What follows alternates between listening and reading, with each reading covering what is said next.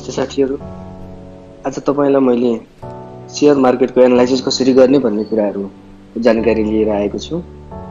Share मार्केटको जानकारी लिन दुईटा कुराहरु हामीले दुईटा इन्डेक्सहरुलाई विशेष नियाल्न जान्नु पर्दछ। एउटा भनेको मार्केट डेप्थ, शेयर मार्केटको मार्केट डेप्थ के छ र फ्लोर शीटहरुको हाम्रो अर्को अप्सन छ फ्लोर शीट। फ्लोर शीटमा तपाईको कारोबार कति भयो, कारोबार भइसकेको कुराहरु देखिन्छ भने जस्तै कुन ब्रोकरबाट कति कारोबार भइसक्यो भन्ने कुराहरु हामीले फ्लोर शीटमा देख्छौं।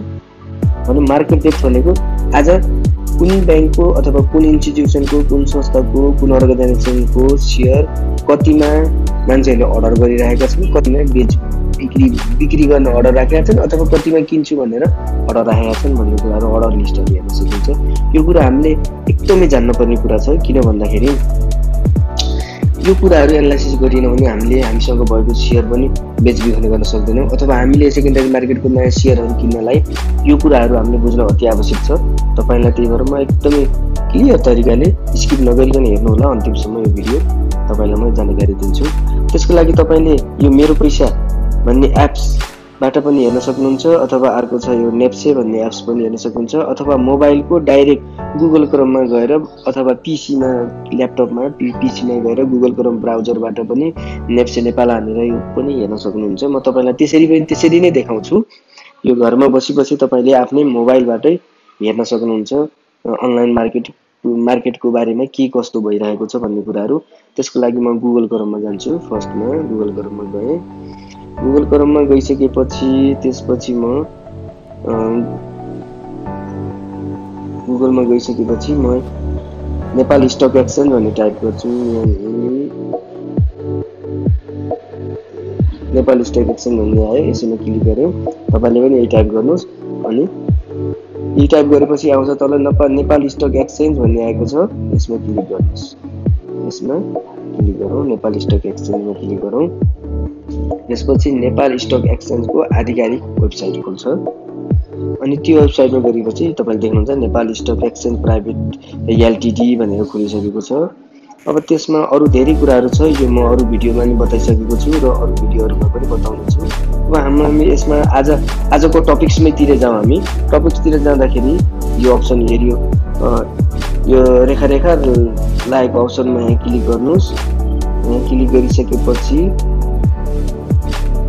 गरिसकेपछि हामीलाई आउँछ। अहिले हामी केमा जाँदै छौं? फ्लोर शीटमा जाँदा फर्स्टमा फ्लोर शीटमा हेरौँ। फ्लोर शीट भन्ने अप्सनमा 1 2 3 4 अप्सनमा छ फ्लोर शीटमा क्लिक गरौँ। फ्लोर शीटमा क्लिक गरिसकेपछि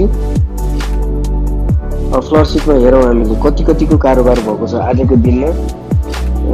अनलाइन मार्केटिङ खुलिसकेपछि, शेयर मार्केट खुलिसकेपछि कतिको कारोबार भयो भन्ने कुराहरु हेर्न सकिन्छ। अब यसमा चाहिँ जेन्युनली यो तल हेर्नुभयो भने सबै कुराहरु यहाँ देखाइरहेको छ। अब हामी सबै हेरेर साथै हामीलाई चाहिने जुन बैंकको हो अथवा जुन संस्थाको हो त्यसको चाहिँ शेयर कुन सर्ट फर्म हामीले यहाँ टाइप गरौँ। जस्तै मैले अब के हेरौँ भन्दा एउटा मुक्तिनाथ विकास बैंकको हेरौँ ल। MNBBL भन्छ यसको सर्ट फर्म, MNBBL टाइप गरे अनि त्यसपछि यसको हामी चाहिँ फ्लोर शीटमा हेर्न गइरहेका छौं। मुक्तिनाथ विकास बैंकको MNBBL को यो खोल्दैछ अनि ल यो खोल्यो। अब MNBBL यो मुक्तिनाथ विकास बैंक भयो। यसको बारेमा इन्फर्मेसन दियो। यो मुक्तिनाथ विकास बैंक लोगो यति छ। मुक्तिनाथ विकास बैंक पृथ्वी चोक पोखरा, यसको शाखा यो छ। अब भ्यू ट्रान्ज्याक्सन हिस्ट्रीमा जाउँ। हाम्रो ट्रान्ज्याक्सन के भएको छ त फ्लोर शीटमा? यसको ट्रान्ज्याक्सन हिस्ट्रीहरु यो भइसक्यो, कारोबार भइसकेको कुरा है। यो तपाईको जुन फ्लोर शीटमा जुन देखिन्छ यो कुराहरु कारोबार भइसक्यो, भर्खरै मार्केटमा कारोबार भइसकेको कुराहरुलाई हामी फ्लोर शीटमा हेर्दछौं। यसबाट पनि एनालाइसिस हुन्छ कि हामी अब शेयर बेच्दै छौं अथवा किन्दै छौं, कतिमा कारोबार भएर छ त भर्खरै भन्ने कुरा चाहिँ हामीले थाहा पाउन सकिन्छ। त्यसकारणले यो हेर्नु एकदमै जरुरी छ, हेर्न जान्नु पर्ने आवश्यक पनि छ। जस्तै अब यहाँ तल आयो MNBBL सबै आयो। MNBBL को अहिलेसम्मको कारोबार आजको दिनमा अहिलेको समयमा है कारोबार भएको कुराहरु देखाएको छ। अब यहाँ एसएन नम्बर भयो, कन्ट्याक्ट नम्बर भनेको यो प्रत्येक कारोबारमा एउटा नम्बर भन्छ, त्यो नम्बर देखाएको भनेको। अनि त्यसपछि अर्को यता है स्टक सिम्बल भनेको त्यही हामीले यामएन बिबिएल टाइप गरेको थियौँ, त्यो सर्ट फर्म हो मुक्तिनाथ विकास ब्याङ्कको, त्यो स्टक सिम्बल हो। अनि अर्को बाई ब्रोकर भन्ने छ। बाई ब्रोकर भनेको कति नम्बर ब्रोकरबाट त्यो किनिएको थियो त नि, जस्तै तपाईँले कति नम्बर के अरे ब्रोकरबाट तपाईँले त्यो सेयर किन्नुभएको थियो, अथवा त्यो मान्छेले त्यो कुनै संस्थाले त्यो सेयर कति नम्बर ब्रोकरबाट किनेको थियो भने चाहिँ 45 नम्बर ब्रोकरबाट किनेको, कति नम्बरमा बेचेको 36 नम्बर ब्रोकरले बेचेको है। अनि क्वान्टिटी कति 600 किता सेयर, कतिको दरले 355 को दरले। अहिलेको लेटेस्ट हेर्ने हो भने तपाईँको कति छ के अरे मुक्तिनाथ विकास ब्याङ्कको कति छ भन्दाखेरि अहिले लेटेस्ट हेर्ने हो भने तपाईँको 55 मा कारोबार भइसक्यो। मुक्तिनाथ विकास ब्याङ्कको 55 मा कारोबार भइसक्यो। अनि त्यसपछि अर्को ब्रोकरले कतिमा 57 मा कारोबार भयो। अनि त्यसपछि 56 मा 58 मा 57 मा 58 मा 56 57 यसरी आजको दिनमा कारोबार भयो। अब यसबाट तपाईँले के एनालाइसिस हुन्छ भने यदि यो मुक्तिनाथ विकास ब्याङ्कको तपाईँले सेयर किन्न चाहनुहुन्छ भने पनि कतिमा आज कारोबार भएर छ, कतिमा अर्डर गर्ने भन्ने कुराहरू थाहा पाउनुहुन्छ। र बेच्न चाहनुहुन्छ भने पनि यो सेयर कतिमा कारोबार भएको रहेछ र मैले कति चाहिँ अर्डर राखेर बेच्दा सेयर चाहिँ आफूलाई नाफा हुन्छ भन्ने कुराहरू एनालाइसिस गर्न सकिन्छ। त्यसपछि अब जाउँ अर्को अप्सनमा जाउँ। अर्को अप्सन भनेको मार्केट डेप्थ हो। मार्केट डेप्थ यो एकदमै इम्पोर्टेन्ट हो। यो मार्केट डेप्थ भनेको मार्केट डेप्थ गइसकेपछि यो यामएन बिबिएलकै मार्केट डेप्थमा गयौँ। अब यसमा देखिन्छ मुक्तिनाथ विकास ब्याङ्कको, यसमा अहिलेको प्राइस भनेको 360 रुपियाँ छ। यो बढेर 29 अङ्कले बढेको आज यो देखाइरहेछ। अब यसमा तपाईँले मेन हेर्नुपर्ने कुराहरू तल के छ भने बाई अर्डर, जस्तै बाई अर्डर छ, यता बाई प्राइस।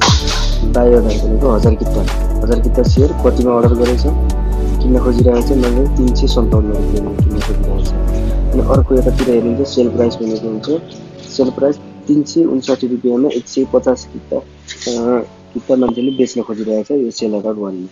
त्यसरी यहाँ किन्ने र बेच्नेको अर्डरहरूको कम्पिटिसन चलिरहेछ। यसमा चाहिँ 356 अर्डर बाई अर्डरमा किन्ने मान्छेले जहिले पनि घटाएर किन्न खोज्छ भने बेच्ने मान्छेले बढाएर बेच्न खोज्छ। जस्तो बाई अर्डरमा तपाईँको थोरै प्राइस छ भने सेल अर्डरमा प्राइस हाई राखेका छन्। त्यसरी 357 356 355 354 353 353 सम्म अन्तिम अर्डर भनेको 353 रहेछ। बाई गर्ने मान्छेले 353 सम्ममा पाएँ भने मैले किन्छु भनेर अर्डर गरिराखेको रहेछ। भने सेल गर्ने मान्छेले 363 सम्म यसले चाहिँ सेलिङ अर्डर चाहिँ राखेको छ आजको प्राइस। अनि यसरी बाहिर सेलको क्वान्टिटी भनेको कति छ भने बाई अर्डरमा 23,910 किता छ भने सेलिङ अर्डरमा 15,049 किता मात्रै छ। यसको अर्थ के छ भने आज मान्छेहरूले किन्न धेरैले खोजिरहेका छन् र बेच्न थोरैले खोजेछन्, किनभने यसको मार्केट आज बढिरहेको छ, दिनानुदिन बढिरहेछ। अहिले यसको आज 29 अङ्कले बढेको कारणले मान्छेहरूले आज यसको सेलिङ क्वान्टिटी भनेको कम छ, बाइङ भनेको धेरै छ। यसरी तपाईँलाई मार्केटलाई एनालाइसिस गरेर आफ्नो सेयर, आफूले चाहेको सेयर खरिद र बिक्री गर्न सक्नुहुन्छ।